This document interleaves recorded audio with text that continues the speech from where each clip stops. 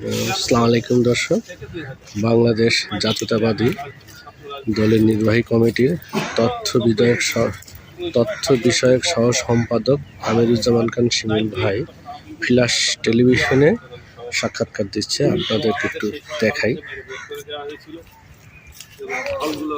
সেই সময় ওরা সব দখল করে তখন থেকেই আমরা আমি যখন নেতা তখন থেকেই আন্দোলন এবং এই সরকারের বিরুদ্ধে আমাদের যুদ্ধ শুরু।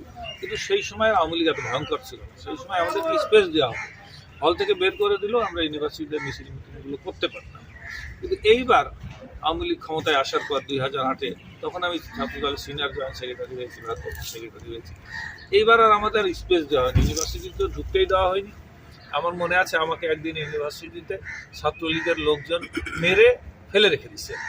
পরে আমার যখন জ্ঞান ফিরছে তখন দেখে আমার শরীরের উপরে মধুর ক্যান্টিন আপনারা নাম শুনেছেন, তার ছেলে অরুণ দাস, সে শুয়ে আছে। আমার জ্ঞান ফিরে দেখি তো শুয়ে আসবে, সে শরীর দিয়ে আমার সেট করতে গিয়ে সে শুয়ে পড়ছে। পরে সে তাড়াতাড়ি উঠে সেট করে দিয়ে আমার কোনো রকম সেট করে তুলে দিচ্ছে। কত সালে এটা? এই তো 2008 সালের দিকে। তারপরে আবার দেখেছি যে হরতাল করতে গেছি, হরতালে আমাদের উপরে আক্রমণ হয়েছে, পুলিশ আক্রমণ করছে, একদিকে পুলিশ আরেক দিকে আক্রমণ করছে যুবলীগ। পরে আমার পা ভেঙে গেছে, আমি দীর্ঘদিন হাসপাতালে ছিলাম।